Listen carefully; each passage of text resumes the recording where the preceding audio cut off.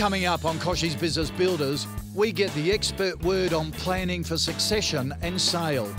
Meet the busy mumpreneur behind Keep Cup and get Jerry Harvey's top business tips.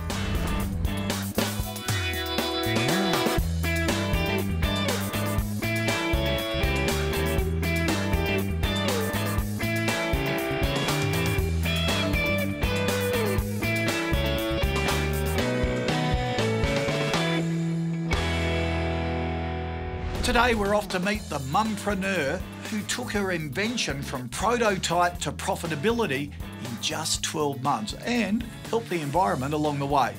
But before that, we'll take a look at succession planning and selling your business with a lovely couple coming to that stage of their business journey right now.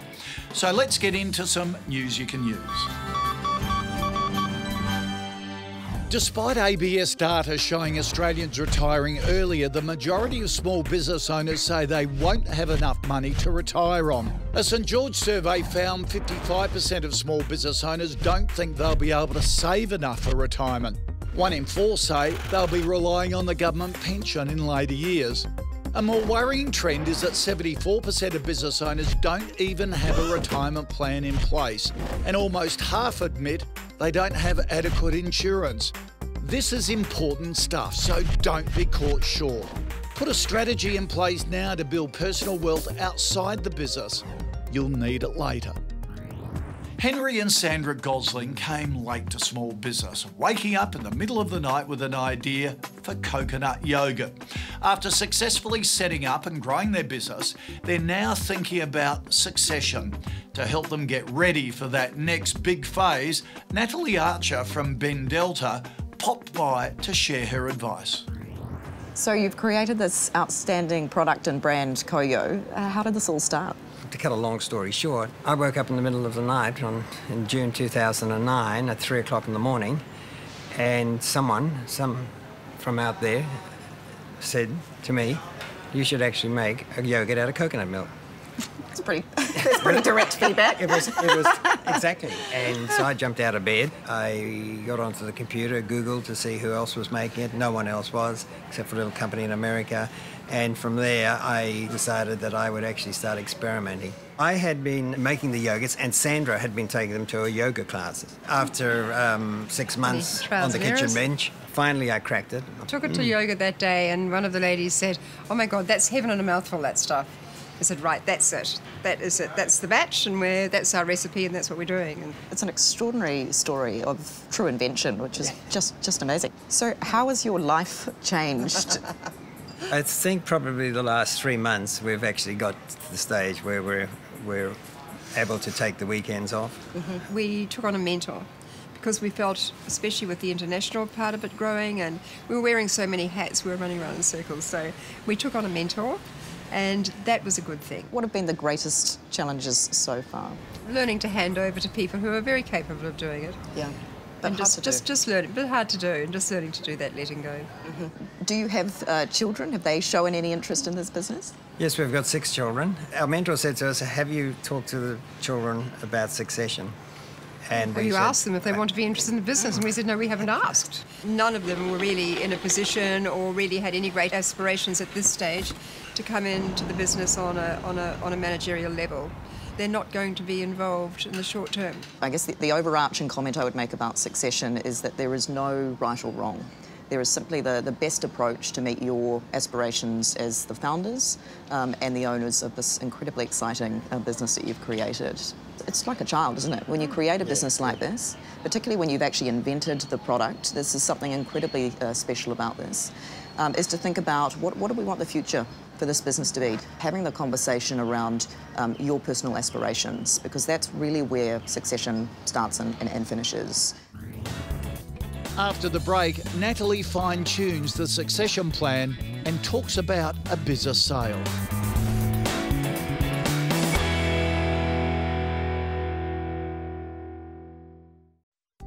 This payments tip brought to you by BPay. So Keith, what does the process look like for small businesses who want to sign up to BPay? Well, David, it's a simple process to get on board. and businesses can do it in a couple of different ways. Firstly, as a small business, you can go and speak to your business banker and they will give you the biller agreement, they'll give you a biller code and help you come up with customer reference numbers. Alternatively, you can go to the BPay website, complete an expression of interest form, and then we'll pass that on to your business bank and they'll take it from there. Sounds easy, but then what about getting your invoices right once you are signed up? Well, once you've signed up, all you need to do is include two pieces of information on your invoices, the biller code and the customer reference number. On the BPay website, we have some approved templates to allow you to do that, or you could use an online invoicing tool. OK, that is simple. Thanks, Keith. Visit bpay.com.au/SME for more information.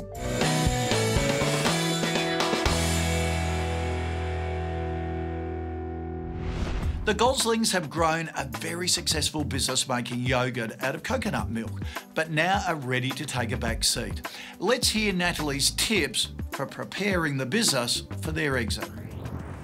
So you're 4 years in. It seems like it continues to be a very exciting journey. Where are you at, and do you know what the future looks like for you? First of all, we've got to get one very good person that has an overall understanding of the business. Once we find that person, we will step back a little and concentrate more on the international business. I think that would be right, would it? It sounds all right.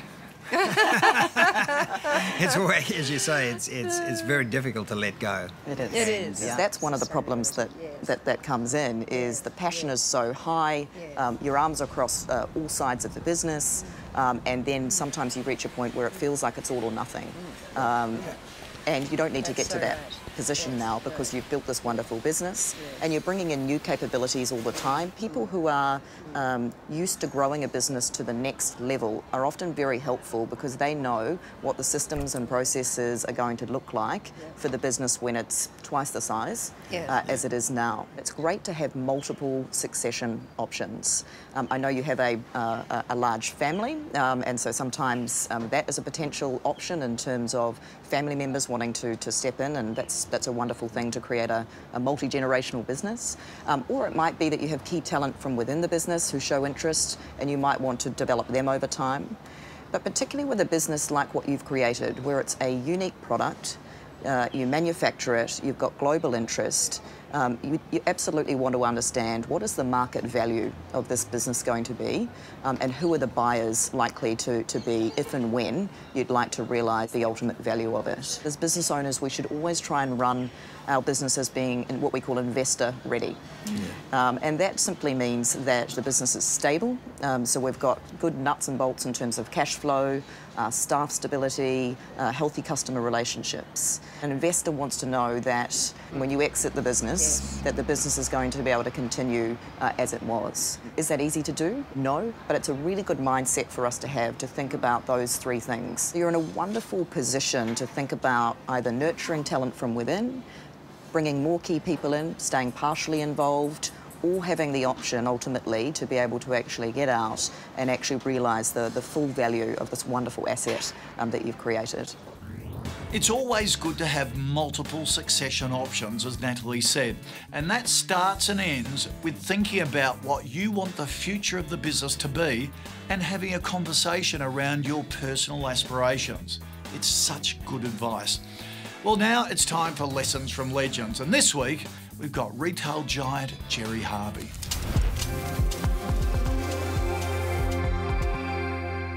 Hello, I'm Gerry Harvey from Harvey Norman. If you want to have a business, if you want to grow a business, start a business, you've got a good idea. It's got to be a good idea. It's got to be an idea that will work. Then you've got to build a team around you, a team of people that you've got a lot of faith in, a team that you can work with. And you've got to realise that that team, the combined value of what they can bring to this business is probably more than you can bring to it. So just bear in mind that it's the team that will make the thing work. And it's important that you don't think that you're like pivotal and you're the only reason it's working or something like that. Build that team, work on what you've got, and put a lot of energy and enthusiasm into it, and make sure your team's enthusiastic. And if you're all enthusiastic, the idea's good, then you've got a very good chance of developing a good business and who knows, maybe a wonderful business. Up next, the mumpreneur saving the world one cup of coffee at a time.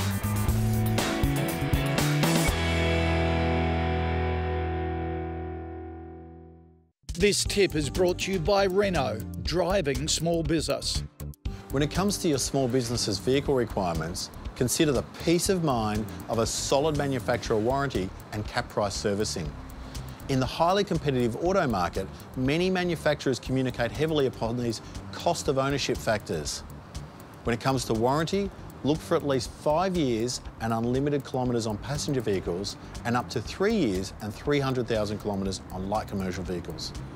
Some brands, like Renault, also offer additional extended warranty on light commercial vehicles.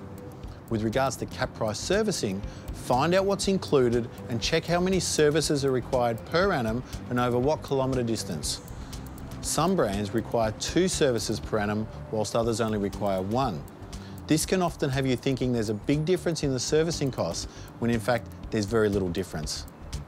You may also find the convenience and reduced downtime of 1 service per annum more favourable than the 2.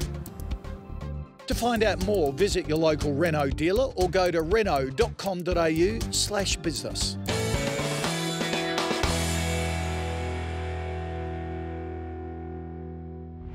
Abigail Forsyth is a green-minded mum with a sharp commercial mind. After seeing the waste created by takeaway coffee cups, she started a business with her brother to reduce that excess.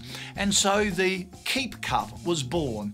Alex Brophy caught up with Abigail to find out how she built a business around her invention.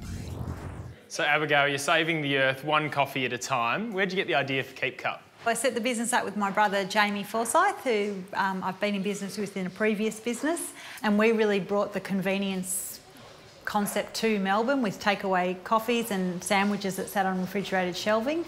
And 10 years in, I was like, my goodness, the amount of packaging we go through as a business, there must be a better way. So it was a solution to a problem we saw firsthand. And in the last 6 years, we've grown from a Melbourne office to an office in Los Angeles, London. We've got 32 staff and 25 distribution partners around the world. How important is sustainability for the business? Sustainability underpins what the business is all about. Every year, over 500 billion disposable cups get discarded to landfill for one little 5-minute drink. So that's about 1 million cups a minute. People often ask us, are we going to do anything else? But I think we've got our work cut out for us there. Absolutely. And how long was it between having the initial idea and seeing your first prototype? Well, I'd probably say 5 years. And how long from prototype to profitability? Oh, pretty quickly, so probably 12 months. In the first 6 months, we thought, Jamie said to me, if you can sell 50,000, you'll be doing well. We sold 300,000. How'd you go about that? Calling a lot of businesses. So we attacked the corporate sector first and talked about their sustainability programs and introducing as a replacement to disposable cups in the workplace. And we sold 10,000 off the prototype, so before we even had a product. Were you in a bit of trouble then from you had the prototype but you hadn't taken it any further? More the fact that we wanted to have it manufactured in Australia, and we went and saw a tool maker in Moorabbin, and he goes, are you nuts? Because this is a plastic cup. You can't sell it on the idea alone, forget about it. So I trotted around with this prototype, which I thought looked awesome, and I've still got it. It looks terrible, it's hand painted, the band's really skinny, but it was about selling the idea, and it was the best advice I ever got. It must have been a huge risk going into a new product on the back of sustainability and aesthetics alone. Yes, but it was really exciting. And the thing that excited me then and still excites me now is the behaviour change part of it. Here in Australia, the disposable cup really stands out in our packaging landscape as extremely wasteful, and lots of people shared my thought about that. Now, you manufacture it all here in Melbourne. What's the motivation there? Because Australia is still our biggest core market, and it's part of the sustainability story. So if we shipped fully assembled cups in boxes, we could ship maybe 20,000 at a time in a container. We can ship 200,000 unassembled, and then we locally pick and pack them in those markets. So we've moved the packaging locally to those hubs, so they'll have local packaging, local labour force, so there's a sustainability story there. And then if we got to a point where the volume had really grown, they might start manufacturing some of the parts there. But at the moment, I don't think environmentally or financially that makes sense. And your best advice for small businesses wanting to emulate your success? Find a problem you're passionate about solving, and it's got to be genuine. I read a quote in Aesop on the weekend that said novelty wasn't about originality, but it's about sincerity. Because Aesop's got a lot of copiers, and so do we now, and it's not the product, it's when people are buying keep cups, yes, they're buying a cup, but they're also buying the brand and what the business stands for and a whole lot of other intangibles, which are sincere. Well, it's a fantastic business, fantastic product, and it's certainly put me on a bit of a guilt trip. Thanks for your time, Abigail. Thank you. Abigail's so practical and down to earth, isn't she? Even as she heads up an established global company. That approach ties in with her advice for other business owners to find a problem you're passionate about solving. For extended content and to be part of the conversation, look, jump onto kbbtv.com.au. It's all there. Coming up, your regular tech update and another question answered in Ask Kochie. This is brought to you by Microsoft. Your small business is now anywhere you are. AusRecruit essentially is an athlete promotion agency. So what we do is we help Australian athletes, high school athletes, and in some cases university athletes, reach the potential of studying and playing the sport they love in the USA on scholarships. We've done a lot of work with schools in particular, sporting clubs, through our recruit advisors and our networks there. From there, we basically go to sporting events. Our recruit advisors will chat with coaches and student athletes alike and basically just spread the word that this opportunity does exist.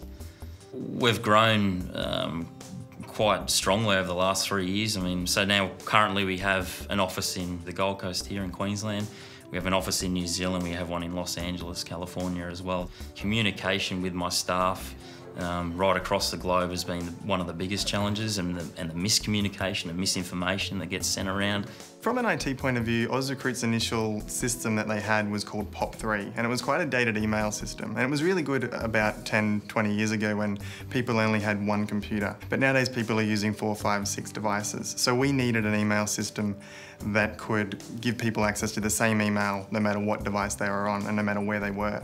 So we initially put in Office 365, and then we started to look at the other services that were around Office 365, like Link and SharePoint and OneDrive, and ways that we could apply it to solve some of the other problems they were having in their business.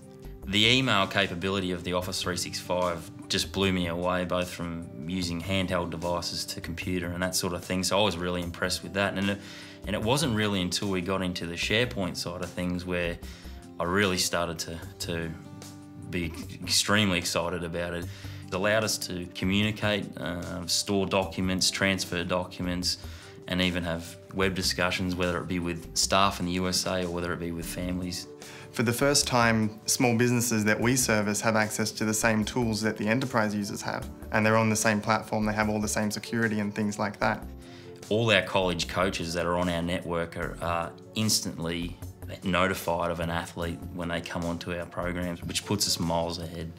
It has saved us a lot of money. It's basically, I guess, saved me putting on another administrative staff because of the automation and that sort of thing of the SharePoint part of it. The biggest saving for me has been the travel to and from the US as well as New Zealand. It's enabled me to free up my time so I can better service my athletes and their families. It's an emotional roller coaster for a lot of these families, you know, with their children that are going off for 4 years to the USA. So it's allowed me to be, I guess, more face-to-face with my clients and my athletes and be able to spend more personable time with them rather than just through email and that sort of thing. For more business insights, go to microsoft.com.au/small business. It's Tech Tip time with Val Quinn. Social media shouldn't be a stab in the dark, and it's important for your business to measure what it's doing. If yours runs a few social media accounts across different platforms, it might be time to consider a social media management tool. Sprout Social, Buffer, and Hootsuite allow big and small businesses to publish across different social media platforms and provides comprehensive analytics to see which messages are most effective. You can publish immediately or schedule content and ensure it's all under one umbrella. If there's more than one person working on social media, there's a team collaboration feature to help streamline your workflow while still keeping your logins secure. Time to answer some viewer questions, and today's is from Cara via Facebook. Cara says, I have a question about increasing prices. My beauty salon is about to raise prices by 10%, but I'm not sure how to go about it. Well, Cara, lots of small businesses are hesitant to raise prices because they're scared of losing customers or alienating new customers. Because remember, inflation is under 3% a year at the moment. Firstly, give warnings to customers about the coming increase. This will give them a chance to get used to the new cost and also make a purchase before the new prices are implemented. That way, once the new price is in place, there'll be minimal resistance. You can also offer discounts to frequent customers so they feel rewarded. Then think about how you can improve your offer. As much as possible, focus on what you do differently to your competitors, whether it's a package redesign or adding service features. If you can create the perception your product is premium or has been improved, customers won't mind paying for it. Well, that's it for today. Stay tuned with the weekly KBB newsletter at kbbtv.com.au. I'll catch you next time. Next week on KBB, we find out how to convert social media fans into customers. Catch up with tips from Aussie John Simons and meet motorbike mogul Brad Smith. In the meantime, jump on to kbbtv.com.au for a whole lot more and to get up to date.